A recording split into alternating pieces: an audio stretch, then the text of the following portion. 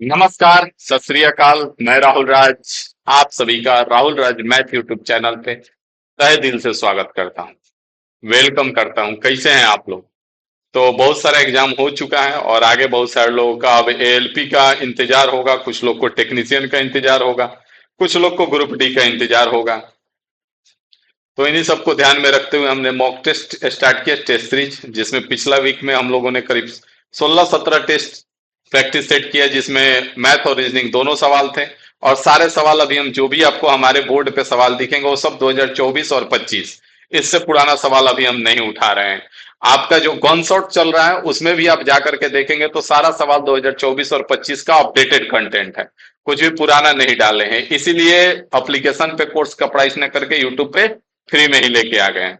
ठीक है, तो ज्यादा देर ना करते हुए हम लोग इस सेशन को स्टार्ट करते हैं। ठीक है ना, जिसमें आज 21वां सेट हम लोग कवर करेंगे और फिर अगला वीक में हम लोग देखेंगे कुछ और नया करेंगे। अभी फिलहाल इसमें टोटल मैथ के सवाल हैं और सब आपको हर टॉपिक से सवाल मिलेंगे, कोई भी टॉपिक हम छोड़े नहीं है।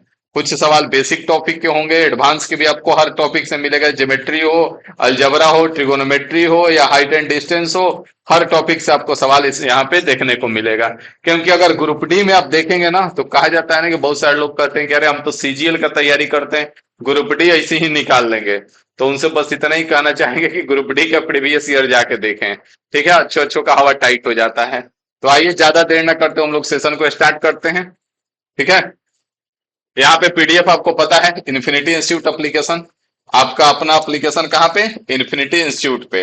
ठीक है, जिसमें आपको रिफॉर्म प्रैक्टिस सीरीज करके एक कोर्स है, उसी में मिलेगा। इसका प्राइस टेंशन नहीं लेना है, प्राइस जो है 000 है।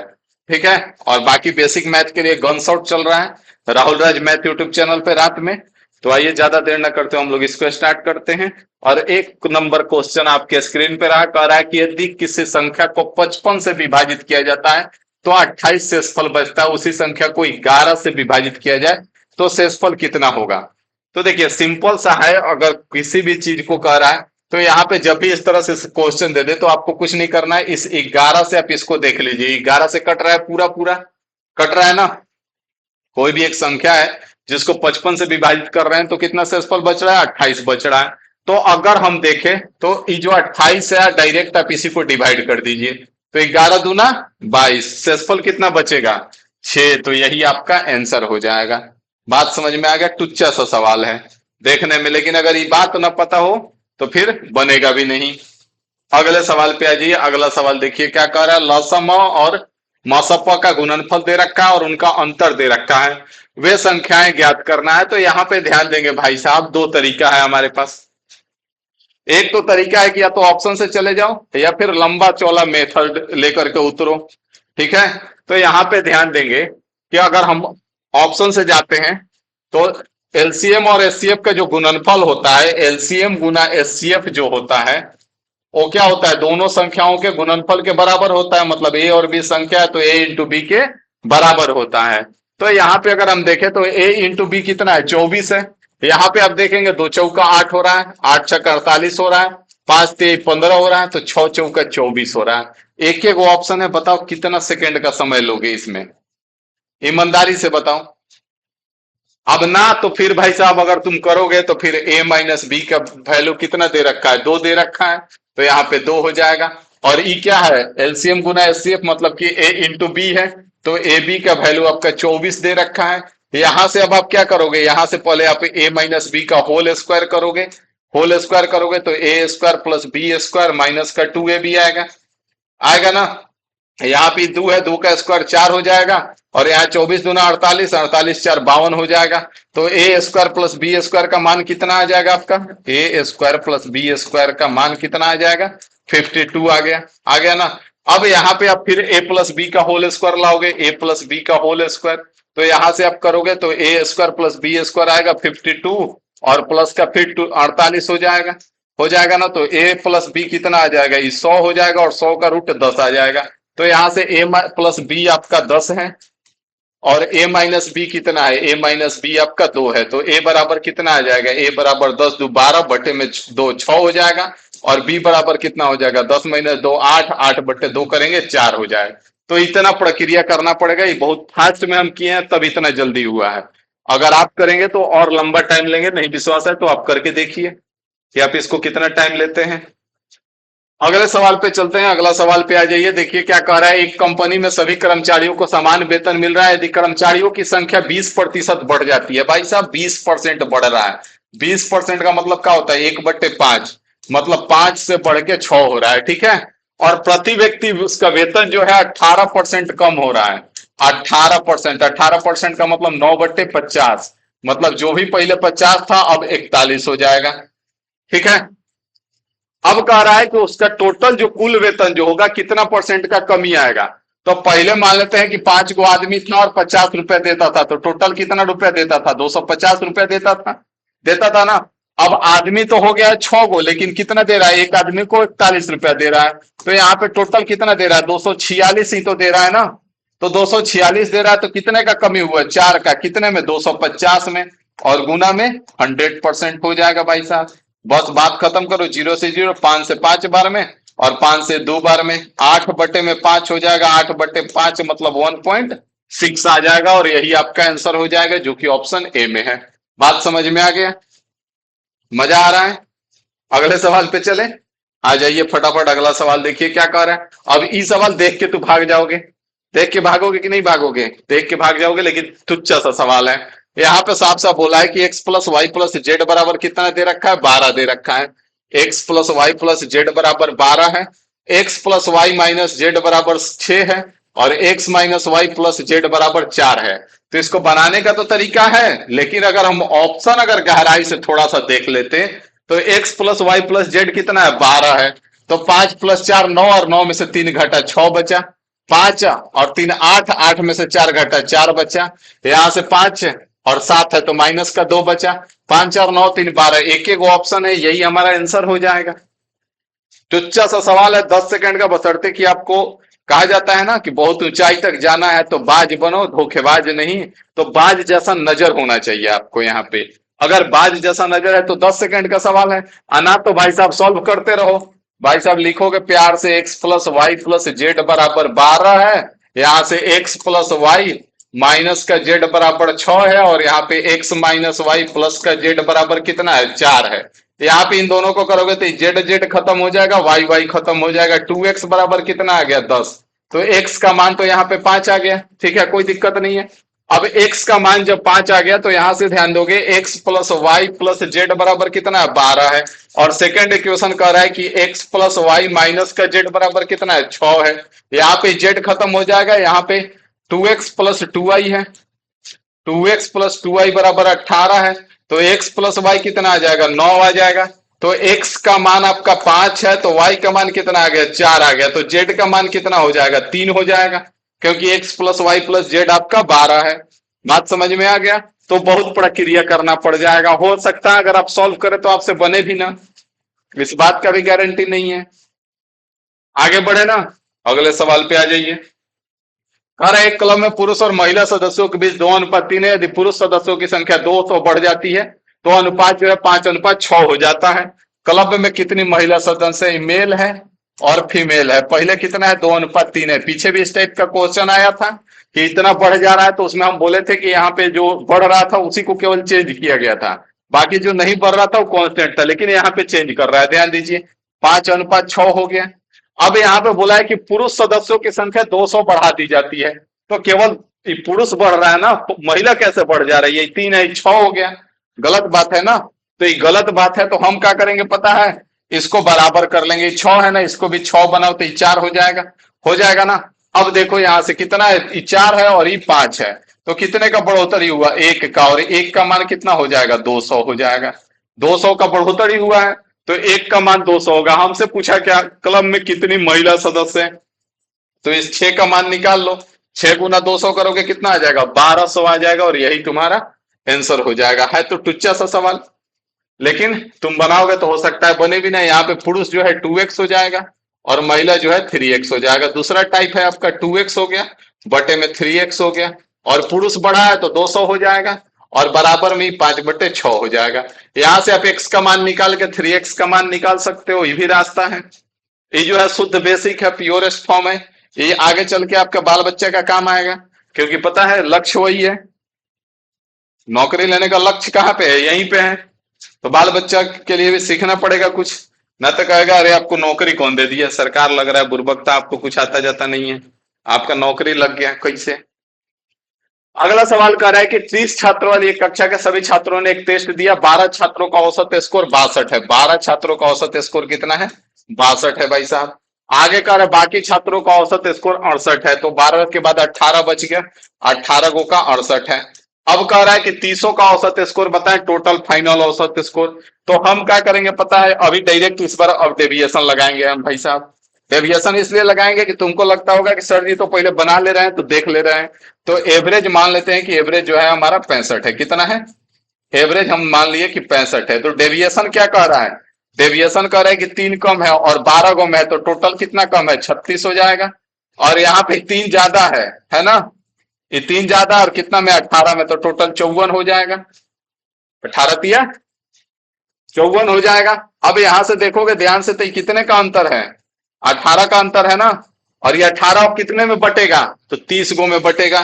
तो बटे में 30 कर लो, और 6 से काट दो 3 बार में, और 6 से काट दो 5 बार में। कितना आ जाएगा? 0.6 आ जाएगा। 0.6 किस में? प्लस में कि माइनस में? प्लस में। तो मतलब कि 65 है, इसमें 0.6 ऐड करोगे तो 65.6 हो जाएगा, और यही आपका आंसर हो जाएगा। बात समझ में आ गया? आप इसमें कैलकुलेशन भी था भाई साहब। अगर तुम करते तो 12 छात्रों का स्कोर 62 था, तो 12 गुना 62 करते, प्लस में यहाँ पे 18 गुना में 68 करते, और बटे में 30 आता। आता ना? अब यहाँ पे तुमको थोड़ा सा कहीं ना कहीं कठिनाई का सामना करना पड़ता। शुरुआत में ही लगेगा कि टफ है, क्योंकि इस पे आदत नहीं है। आदत आपका इस पे है, तो आदत इस पे लेके आइए। सिलेक्शन चाहिए तो अगले सवाल पे आ जाइए बिना देर किए। कह रहा है यदि किसी त्रिभुज की माध्यिकाएं बराबर हो तो त्रिभुज कौन सा होगा? तो इस चीज को आप नोट करके याद कर ले कि अगर किसी त्रिभुज की माध्यिकाएं बराबर हो तो कौन सा त्रिभुज होगा? समबाहु त्रिभुज होगा। समबाहु त्रिभुज ही वो त्रिभुज होता है जिसका angle bisector, altitude, height, median सब एक ही होता है। ठीक है, तो इस बात को आप याद रखेंगे कि कौन सा त्रिभुज है? समबाहु त्रिभुज है। अगले सवाल पे आ जाइए। अगला सवाल देखिए क्या कह रहा है। कह रहे थे किसी बैग का अंकित मूल्य 25% अधिक है, तो 25% का मतलब क्या हो जाएगा? 25% का मतलब 1/4, मतलब 4 का समान कितना अंकित मूल्य है? 5। और 18% छूट घोषित किया है, तो ये क्या है? ये जो है क्रय मूल्य है, और ये आपका अंकित मूल्य है। 18% छूट है, तो 18% का मतलब 9/50 हो जाएगा। मतलब 50 का समान कितने में दे रहा है? 41 में दे रहा है। तो ये क्या है? अंकित मूल्य है, और ये विक्रय मूल्य है। यहाँ पे दोनों अंकित मूल्य है ना, बराबर कर दो भाई साहब। बराबर करने आता है ना? इसको 50 बना दो, तो ये 50 बनेगा, तो ये 40 हो जाएगा। अब देखो यहाँ 40 में खरीदा और बेच कितने में रहा है? 41 में। कितने का फायदा हो रहा है? एक का। कितने पे? 40 पे, और गुना में 100 हो जाएगा। तो यहां से काट दो 20 से 5 बार में, और 20 से 2 बार में। 5/2 का मतलब कितना आ जाएगा? 2.5% आ जाएगा। और क्या? प्रॉफिट की लॉस? प्रॉफिट होगा भाई साहब। 40 का सामान 41 में बेचा गया है। बात समझ में आ गया? और इसको कैसे कर सकते थे? तो सर जी ऐसे कर सकते थे। 2.25 है ना, तो 25 अधिक है तो प्लस में रहेगा, तो यही लगाएंगे x प्लस वाई, प्लस का एक्स वाई बटे में 100। इस पे भी काम बनेगा। 25 प्लस में माइनस का 18, और यहाँ 25 गुना में माइनस का 18, और बटे में 100। कुछ नहीं करना है, यहाँ पे कितना देगा? ये 7 दे देगा, और प्लस में 25 चौका 100, 4 से 2 बार में, सॉरी 2 से 2 बार में, और 2 से 9 बार में। 9/2 का मतलब कितना आ जाएगा? 4.5 आ जाएगा। तो 7 माइनस का 4.5 करेंगे, कितना आ जाएगा? 2.5 आ जाएगा। और प्लस में आ रहा है मतलब कि प्रॉफिट, अगर माइनस में आता तो लॉस। बात समझ में आ गया भाई साहब? तो अगले सवाल पे चलेंगे। अगले सवाल पे आ जाइए बिना देर किए। कह रहा है यदि 5,000 रुपए की राशि 3 वर्षों के लिए 15% वार्षिक साधारण ब्याज की दर पर ली जाती है, और 8,000 रुपए की अन्य राशि 4 वर्षों के लिए 12% साधारण ब्याज पर, तो भुगतान किए गए ब्याज का धनात्मक अंतर। ये बताओ कि यहाँ पे कितना ब्याज मिलेगा? 15 तिया 45% मिलेगा गुरुजी। और वहां पे 4 वर्षों के लिए 12% है, तो कितना ब्याज मिलेगा? 48% मिलेगा ना। तो 48% है। एक मिनट, एक मिनट, एक मिनट, यहाँ पे ध्यान देंगे। यहाँ पे ये काम नहीं करेगा, क्योंकि दोनों का मूलधन सेम नहीं है, दोनों का मूलधन अलग अलग है। तो यहाँ पे निकाल लीजिए। अगर इसका आप निकालेंगे तो 5,000 है, और इसका 15 45% निकाल दीजिए। डबल जीरो से डबल जीरो, 45 पंचे कितना हो जाएगा, 225 हो जाएगा, मतलब 2250 आ जाएगा। और इसका 8000 है, 8000 का 4 गुना में 12 और बटे में 100 हो जाएगा। तो यहां से कितना आ जाएगा, खत्म हो जाएगा। तो 12 बटू 96, 9 चौका 36, 360, 384 हो जाएगा, 3840 हो जाएगा। तो कितने का अंतर है देख लो, यहां से घटा दो, जीरो में से जीरो घटा जीरो, 14 में से 5 घटा 9 बचेगा, और 7 में से 2 घटा 5 बचेगा, और यहाँ 3 में से 2 घटा 1 बचेगा। 1590 आपका आंसर हो जाएगा। दोनों का यहाँ पे ब्याज निकालना पड़ेगा, क्योंकि दोनों में मूलधन जो था सेम नहीं था, मूलधन अलग अलग था, तो इसलिए यहाँ पे लेना पड़ेगा अलग अलग। अगला सवाल आ जाइए। करा 12 आदमी प्रतिदिन 9 घंटे काम करते हुए एक काम को 24 दिन में करते हैं। ठीक है, 12 आदमी काम कर रहे हैं, 9 घंटा काम कर रहे हैं, 24 दिन में काम खत्म हो रहा है। करा 8 आदमी प्रतिदिन 12 घंटे काम करके उसी काम को कितने दिन में खत्म करेंगे। तो काम कितने दिन में, तो x दिन में मान लेते हैं, x दिन में 8 आदमी काम करके और 12 घंटे में खत्म करेंगे। तो ये क्या है, वही काम है और ये भी वही काम है, तो दोनों बराबर हो जाएगा। 12 से 12 खत्म, 8 3 24 हो जाएगा। तो x का मान कितना आ जाएगा, 9 3 27 आ जाएगा, और यही तुम्हारा आंसर हो जाएगा। दोनों काम को केवल बराबर कर देना है। बात समझ में आ गया। तो आगे आ जाइए, हिला के मुंडी। करे एक पुलिसकर्मी द्वारा पीछा किए जाने पर एक चोर शुरुआत में 150 मीटर आगे था। यहाँ पे यदि पुलिसकर्मी की चाल और चोर की चाल का अनुपात 5:4 था, तो पुलिसकर्मी द्वारा पकड़े जाने से पहले चोर कितनी दूरी तय करेगा। तो यहाँ पे ध्यान देना है कि 5:4 जो है चाल है, तो समय कितना हो जाएगा, 4:5 हो जाएगा। अब यहाँ पे देखेंगे आप ही कितना आगे है, यहाँ पे ध्यान देंगे तो ये कितना आगे है। यहाँ पे कुछ नहीं करना है, यहाँ पे क्या कह रहा है, जो चाल का अनुपात है 5:4 है, चाल का अनुपात 5:4 है, और जो चाल का अनुपात होता है वही डिस्टेंस का अनुपात होता है ना। तो यहाँ पे कितना आगे है, एक का अंतर है दोनों के में, और यहाँ पे 150 मीटर का अंतर है, तो इस एक का मान 150 हो जाएगा। तो 4 का मान पूछा है, तो ये 600 मीटर तय करेगा, और ये जो है 750 मीटर तय करेगा अगर पकड़ेगा तो। ठीक है ना, तो जो 150 मीटर होगा ई वाला होगा, जो पहले से है ये 600 मीटर और भागेगा, और 750 मीटर चलने के बाद ये पकड़ा जाएगा। बात समझ में आ गया। तो हिला के मंडी आगे आ जाइए। दो बेलनों के आधारों की त्रिज्या 4:5 है और उनकी ऊंचाइयां 5:7 है। उनके वक्र पृष्ठीय क्षेत्रफलों का अनुपात बताना है भाई साहब। वक्र पृष्ठीय क्षेत्रफल का अनुपात बताना है, थोड़ा कमेंट कर दो, वक्र पृष्ठीय क्षेत्रफल क्या होता है बेलन का। बेलन का वक्र पृष्ठीय क्षेत्रफल क्या होता है, 2πr(h). तो 2πr1 और h1 कर लेते हैं, और 2π और r2 बटे में h2 कर लेते हैं। तो यहां पे आपको ध्यान रखना होगा, ध्यान ही रखना होगा कि 2π और 2π खत्म हो जाएगा, तो जो हमारा अनुपात आएगा वो क्या आएगा, त्रिज्या गुना ऊंचाई का अनुपात आएगा। तो यहाँ पे त्रिज्या कितना है, 4 है, और यहाँ पे ऊंचाई 5 है, तो 20 हो जाएगा। और यहाँ पे त्रिज्या 5 है और ऊंचाई 7 है, तो 35 हो जाएगा। तो यहाँ से 5 से 4 बार में और 5 से 7 बार में 4:7 आपका आंसर हो जाएगा, जो कि ऑप्शन ए में है। बात समझ में आ गया कि कोनो दिक्कत है, कोनो प्रकार का समस्या नहीं है ना। तो आगे आ जाइए। कह रहा है tan a बराबर इतना है, तो cos a का मान बताओ। तो tan a का मान दे रखा है, tan a बराबर कितना है, 3/5 है। बात को ध्यान दीजिएगा। तो tan थीटा बराबर क्या होता है, यहाँ पे जान लीजिए कि tan थीटा बराबर क्या होता है, tan थीटा बराबर लंब बटे में आधार होता है। और cos थीटा आपसे पूछा है, तो cos थीटा बराबर क्या होता है, आधार बटे में कर्ण होता है। तो यहाँ पे हमको कर्ण निकालना पड़ेगा, तो ये हमारा लंब हो गया और ये आधार हो गया। तो यहां से कर्ण बराबर क्या हो जाएगा, अंडर रूट में लंब का स्क्वायर प्लस आधार का स्क्वायर, तो 3 का स्क्वायर प्लस 5 का स्क्वायर, कितना आ जाएगा, 9 + 25 कितना हो जाएगा, 34 हो जाएगा ना। तो अंडर रूट में 34 आ गया। तो cos थीटा पूछा है, तो cos थीटा बराबर क्या होता है, आधार बटे में कर्ण होता है। तो आधार आपका 5 है और कर्ण कितना है, √34 है। तो यहाँ पे √34 दे रखा है, तो यही आपका आंसर हो जाएगा। कभी कभी क्या करेगा, आपको बेवकूफ बनाने के लिए कि रेशनलाइज कर देगा, ऊपर नीचे √34 से गुना कर देगा, और इसका आंसर दे सकता है 5√34 बटे में 34। तो आपको ये भी ध्यान में रखना होगा। कभी कभी करता है, बहुत बार किया है। बात समझ में आ गया? आगे आ जाइए। कह रहा है 80,000 रुपए की धनराशि पर 2 वर्षों के लिए चक्रवृद्धि ब्याज और साधारण ब्याज के बीच अंतर दे रखा है, ब्याज की दर बताना है। तो 2 साल के केस में साधारण ब्याज और चक्रवृद्धि ब्याज का जो अंतर होता है वो क्या होता है? जो CI माइनस SI जो होता है वो P इंटू मूलधन इंटू में R/100 का स्क्वायर होता है, और बराबर में चक्रवृद्धि ब्याज और साधारण ब्याज का अंतर होता है। तो P जो है दे रखा है आपका 80,000 है, ठीक है। और आर आपका कितना दे रखा है? आर आपसे पूछा गया है दर बटे में 100 का स्क्वायर, और बराबर में कितना दे रखा है? बराबर में दे रखा है आपका कितना? 288 दे रखा है। कोई दिक्कत है ना सर जी? कोई दिक्कत नहीं है। तो इसमें कितना जीरो आने वाला है? 4 जीरो, और 4 जीरो खत्म हो जाएगा ना। यहाँ पे बच क्या जाएगा? आर स्क्वायर ऊपर में 8 यहाँ पे है, 8 इधर आएगा तो 8 से काटते हैं, 8 24 हो जाएगा, और 8 छक 48 हो जाएगा। तो आर स्क्वायर का मान 36 बच गया।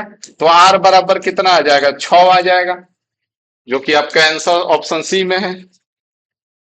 बात समझ गए प्यारे लाल? तो बढ़ेंगे अगले सवाल पे। अगला सवाल देखिए क्या कह रहा है। सरल कीजिए, तो ये आप सरल करेंगे, हम ना करेंगे। बीच में एक सेट में से सरल नहीं करने दिए हैं आपको, यहाँ पे थोड़ा सरल करके अभी वीडियो को रोक के फटाफट कमेंट कर दो, ये तुम्हारा काम है। अगला आ जाओ।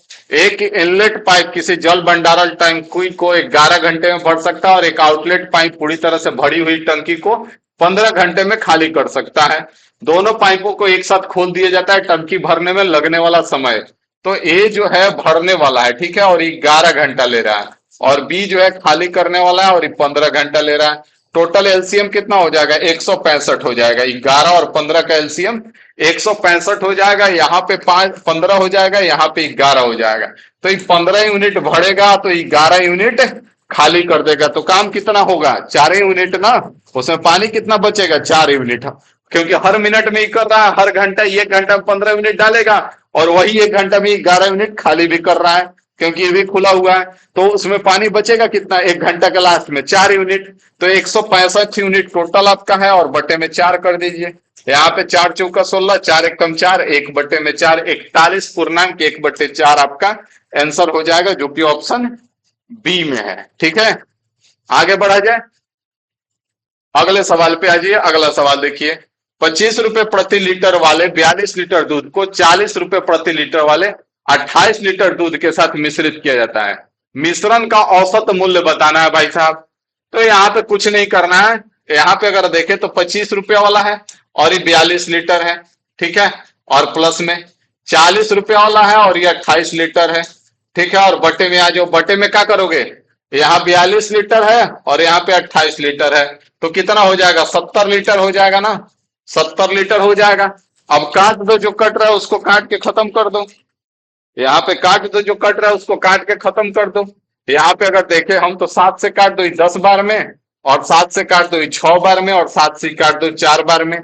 कोई दिक्कत है ना सर जी? अब 10 से भी कटेगा तो 10 से इसको काटेंगे, 10 खत्म, 5 से 5 बार में, और ये 2 से 3 बार में, और ये 0 खत्म। तो यहाँ पे 5 3 15, और 4 चौका 16, 15 और 16 कितना हो जाएगा? 31 आ जाएगा, और यही आपका आंसर हो जाएगा। बात समझ में आ गया? कोनो दुख तकलीफ है? कोनो प्रकार का समस्या नहीं है ना? तो अगले सवाल पे बढ़ते हैं। अगला सवाल देखिए क्या कह रहा है। एक मोटर बोट को धारा के अनुकूल 18 घंटे लगते हैं, और समान दूरी तक वापस आने में 36 घंटे लगते हैं। नाव की स्थिर जल में चाल और धारा की चाल यहाँ पे बताना है। तो यहाँ पे डिस्टेंस समान है सर, ध्यान दीजिएगा। तो यहाँ से x प्लस वाई हो जाएगा अनुकूल, और ये x माइनस वाई हो जाएगा। यहाँ पे समय का रेशियो दे रखा है भाई साहब 18:36, ठीक है। तो अगर काट दे तो एक बार में और ये 2 बार में। तो यहाँ पे अगर हम स्पीड का रेशियो आपसे पूछेगा तो स्पीड क्या हो जाएगा? 2:1 हो जाएगा कि नहीं हो जाएगा?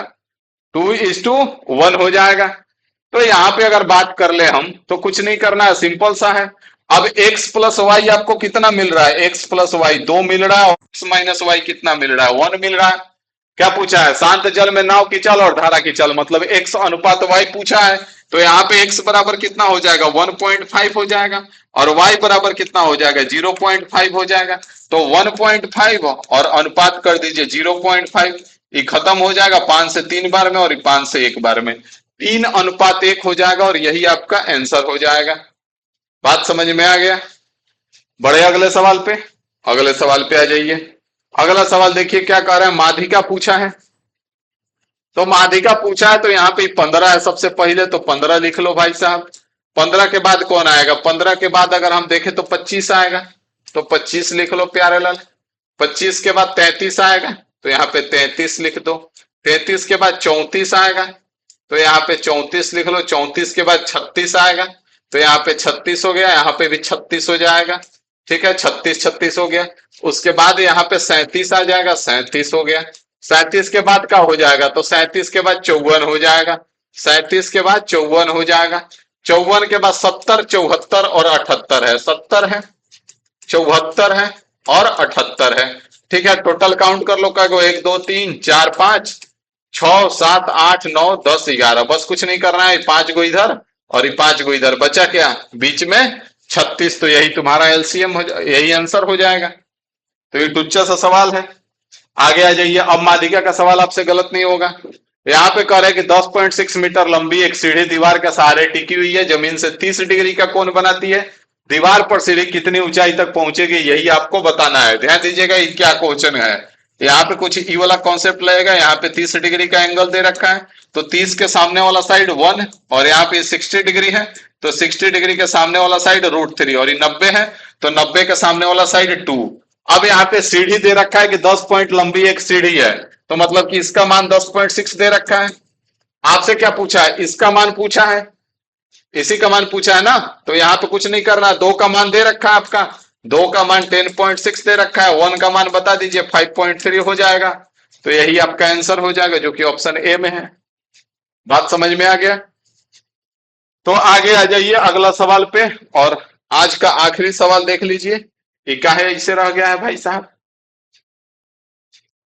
यहाँ पे ध्यान देंगे क्या कह रहा है।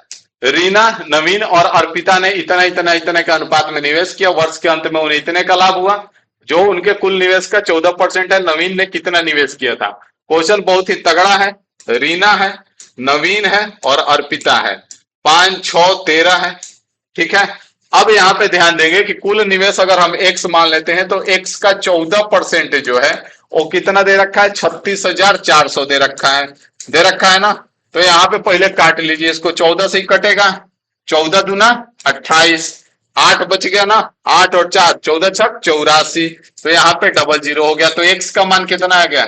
26 पे 4 0 हो जाएगा। ठीक है, कोनो दिक्कत नहीं है सर। अब यहाँ पे ध्यान दीजिए कितना है? 6 5 11 और 13 24 हो रहा है ना। 6 5 11 और 13 24, तो टोटल यहाँ पे 24 है। और 24 का मान कितना दे रखा है? 26 पे 40 दे रखा है। अब आपसे पूछा क्या है? नवीन ने कितना निवेश किया था, मतलब 6 का मान आपसे पूछा गया है। तो 6 यहां से 24 से 6 पे जाने के लिए क्या करेंगे? इसमें 4 से भाग दे देंगे तो 6 हो जाएगा। तो इसमें भी 4 से भाग दे दीजिए, 4 छक्का 24 और 4 पच्चे 20, और यहाँ पे 000 आ जाएगा। तो यहाँ पे किधर है? ऑप्शन बी में है, और यही आपका आंसर हो जाएगा। बात समझ में आ गया प्यारे लाल? तो कोनो दिक्कत नहीं है, मजा आ गया करके। मिले अगले सेट में फिर से। तो चलिए फिलहाल इस सभा को हम लोग समाप्त करते हैं। ठीक है ना, और मजा आ रहा है तो कमेंट जरूर कीजिएगा। अभी के लिए फिलहाल इतना ही रखते हैं। Thank you.